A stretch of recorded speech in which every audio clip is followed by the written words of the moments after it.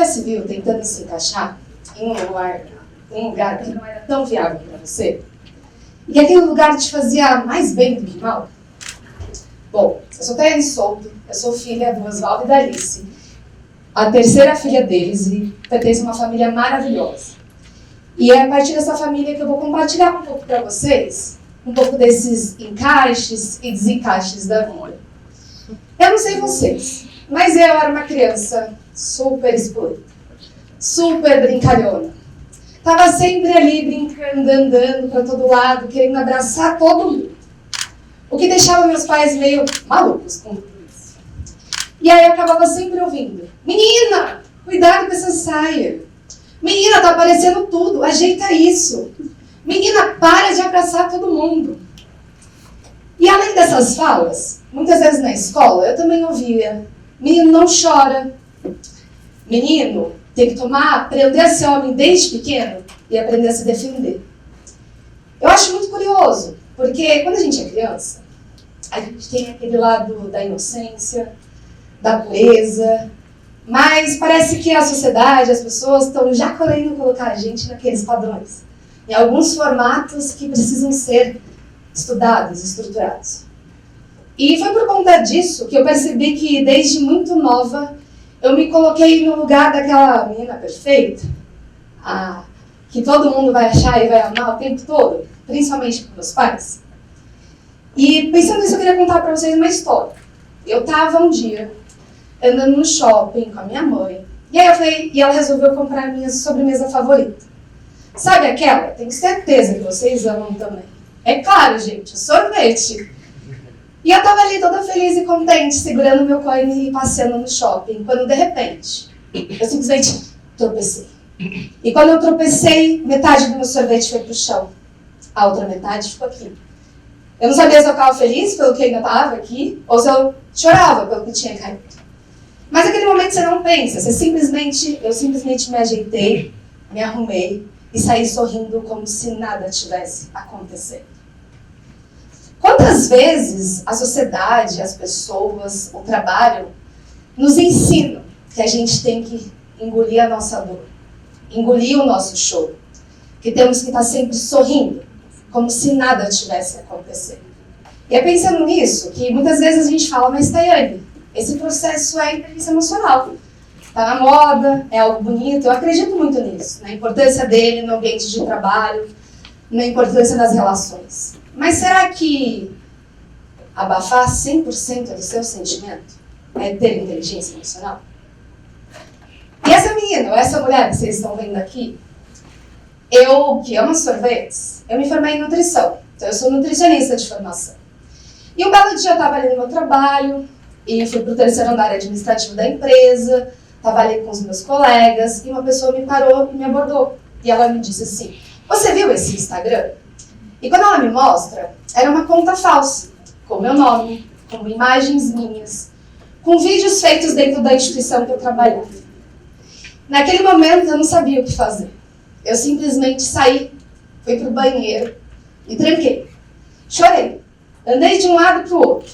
Confesso, gente, eu dei um soco na parede porque eu estava muito brava. E aí respirei fundo, me contive, limpei o rosto e saí do banheiro como se nada tivesse acontecendo. Conversei com a minha chefe e ela me orientou a ir no shopping, passear, pegar um ar, para depois eu voltar mais equilibrada para trabalhar. E claro, fui no shopping, saí andando, óbvio, né? Eu fui tomar sorvete. Nada melhor do que tomar um sorvete e abafar aquele sentimento derretendo o sorvete na minha boca. E naquele momento, naquele dia, eu percebi que o que eu estava sofrendo era um tipo de assédio moral, um assédio virtual. E conversei com a empresa, principalmente porque tinha imagens feitas ali dentro que era contra as regras corporativas. Mas o que eu tive que ouvir foi: por que você dá um soco na parede do banheiro? Não se pode fazer isso. Por que você estava dentro daquela sala, daquele vídeo? E naquele momento eu percebi que, mais uma vez, eu estava sofrendo um outro tipo de assédio. E eu percebi também que, como um sorvete derretido, aquelas relações ali dentro estavam se derretendo. A minha confiança, a minha vontade de estar ali. triste a situação.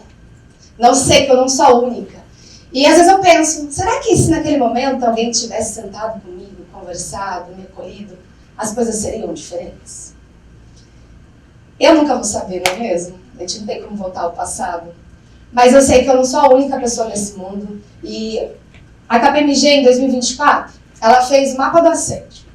E ela trouxe que 42 pessoas que trabalham já sofreram algum tipo de assédio. 30% nos últimos 12 meses.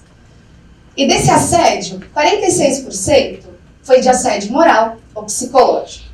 Mas eu confesso que a parte que mais me dói é que 92% dessas pessoas, elas não contam, elas não falam, elas não correm atrás para denunciar isso. E quando eu fui fazer uma pesquisa no site da ONU, eu descobri da Organização Internacional do Trabalho.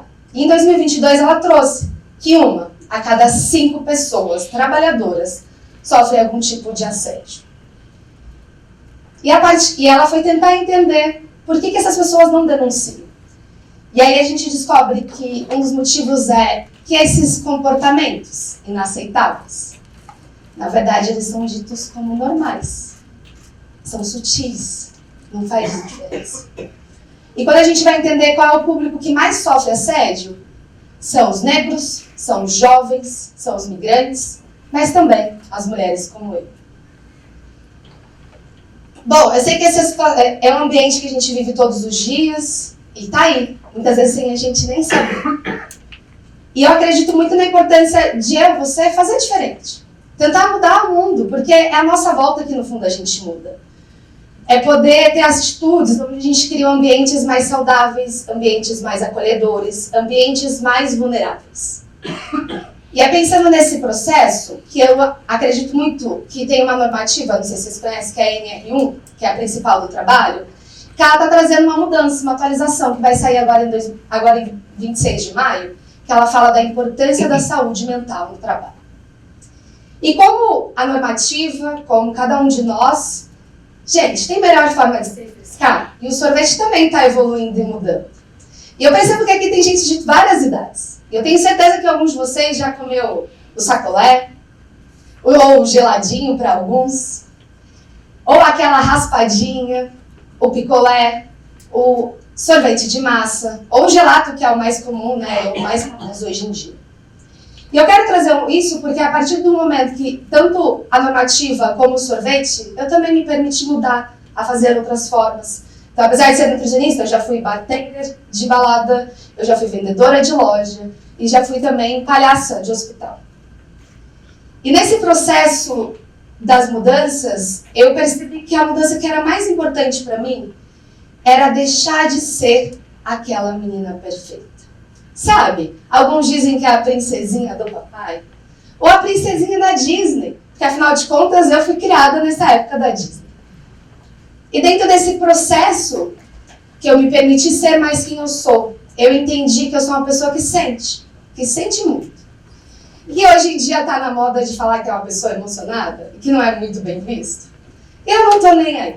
Eu sinto, eu gosto de compartilhar o meu sentimento e gosto de ter essas trocas. E percebi que ser quem eu sou me faz sentir melhor, me faz ter conexões mais profundas, faz com que as coisas na minha vida sigam um fluxo muito mais leve, muito mais tranquilo.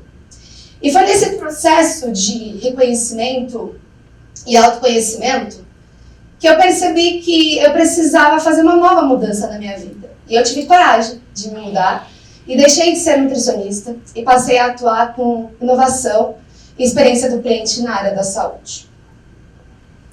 E eu sei que, assim como eu, tem várias outras pessoas que também têm essa coragem de fazer e mudar. O LinkedIn em 2023 trouxe que em torno de 60% das pessoas queriam mudar de emprego. A CNN, junto com a Cato, percebeu que 42% dessa população querem fazer de transição de carreira ainda esse ano. E tudo isso, gente, é dentro do Brasil. E o maior motivo dessas pessoas quererem mudar de carreira é porque elas querem ter mais qualidade de vida. Qualidade de vida que está muito relacionado ao bio, que é a saúde, o físico, o emocional, mas também é o espiritual, é o social, mas também é a questão da financeira, de manter todas as necessidades básicas suas. Eu trouxe esse dado pensando que eu não sou a única nesse mundo que está a fim de mudar, de fazer acontecer, que quer explorar e fazer coisas diferentes. Estamos todos aí nesse processo de mudanças, de permissões, de fazer acontecer, aprender novas habilidades e fazer muitas outras coisas. E isso me lembrou de uma outra história. E antes de eu contar, eu vou fazer uma pergunta. Alguém aqui tem pai e mãe que trouxe que sobremesa ou doce, a gente só pode comer depois das principais refeições? Pois bem, eu também. Mas eu confesso, eu fui para a Itália e eu ignorei isso que meus pais me ensinaram. Afinal de contas, um bom gelato, gente, não tem hora nem lugar para tomar. Eu tomei no café da manhã, confesso, no almoço, no lanche da tarde, no jantar. Eu brinco que enquanto eu explorava a cidade, eu também estava explorando as sorveterias e os sabores. É claro, tudo que cabia no meu bolso, afinal. E por que eu estou trazendo isso? Porque a Taiane de antes, talvez ela nunca teria coragem de contar isso para vocês. Afinal de contas, eu sou nutricionista. E ser nutricionista, o nosso trabalho tem um peso muito importante para a sociedade. Mas quando vocês pensam em nutricionista, vocês pensam em uma pessoa magra que só come saudável e bem. E essa história que eu contei para vocês não tem nada a ver com isso. Mas eu entendi que antes de me julgar, eu podia entender que eu era um ser humano. Um ser humano que tem desejos, que tem vontades, que tem sonhos, que tem inspirações, que tem sentimentos. E que isso era muito mais importante do que o que alguém estava me dizendo. Por isso que eu percebi que, antes de eu fazer algo, eu estou sempre me questionando. Como que eu posso fazer? O que faz sentido com o que é a minha essência? Muitas vezes a gente tem duas escolhas. E muitas vezes a gente tem as pessoas na nossa volta dizendo, olha, vai por esse lado. E aí quando você para, eu falo, não, mas não faz sentido para ir por aqui. E tá tudo bem, gente, a gente deixar de seguir a boiada e fazer aquilo que faz sentido pra gente. Por isso eu gostaria de convidar vocês a entender que esse todo o processo que eu contei tem muito a ver com um processo chamado antifragilidade. O Nassim Taleb, no livro dele, ele traz muito sobre isso, que não é ser frágil, mas também não é ser resiliente. E quando a gente pensa em resiliente, eu trago muito uma ideia do, sabe aquela bola que você aperta, que sofre as pressões, mas quando você solta, ela não volta no mesmo formato? Isso é ser resiliente. Você se adapta, mas você continua rígido.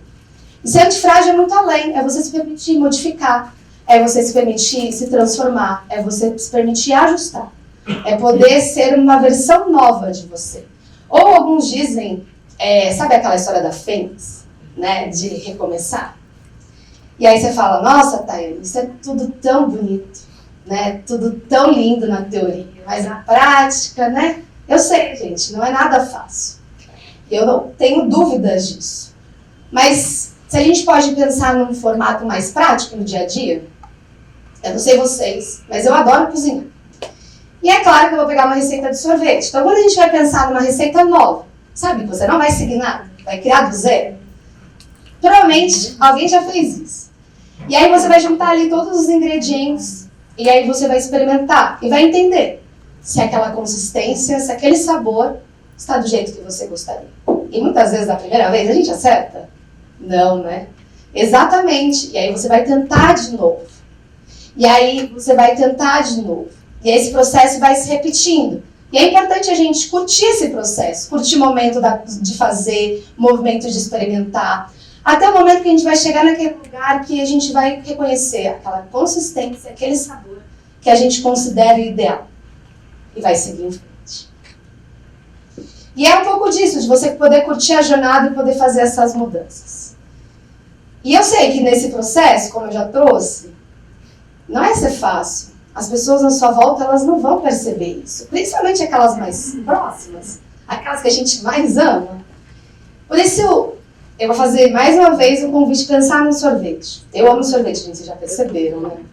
E toda vez que eu tô tomando sorvete, eu sou que nem aquela criança da foto que vocês viram. E quero me lambuzar, sabe? Assim, eu não tô me importando se o sorvete tá me derretendo, se eu tô sujando a minha mão, se tá sujando a minha roupa. Mas a maioria das vezes as pessoas estão sempre o quê? Tá sujo aqui, tá suja a roupa, toma cuidado. E E eu convido vocês que nesse momento, seja no sorvete, mas fazer qualquer coisa da vida de vocês pare aquele momento. É o que faz sentido para você. Curta. Não importa o que o outro está te dizendo sobre isso. Se permita. Se ame, sabe? Curta, se delicie toda vez que você vai tomar aquele sorvete, naquela experiência. Porque isso não vai ter preço. Tem uma frase que, depois que meu pai foi embora fisicamente, eu passei a me perguntar, se eu morresse hoje, eu morreria feliz? E eu percebi que eu vou morrer feliz se eu passar a fazer tudo que faz sentido para mim, que está conectado com a minha essência. Por isso eu pergunto, o que faz sentido para você? O que te faz feliz? E pensando nisso, cada um vai saber o que fazer, mas eu vou dar uma sugestão. Se permita, se ame, vivencie, acredite, se conecte com você.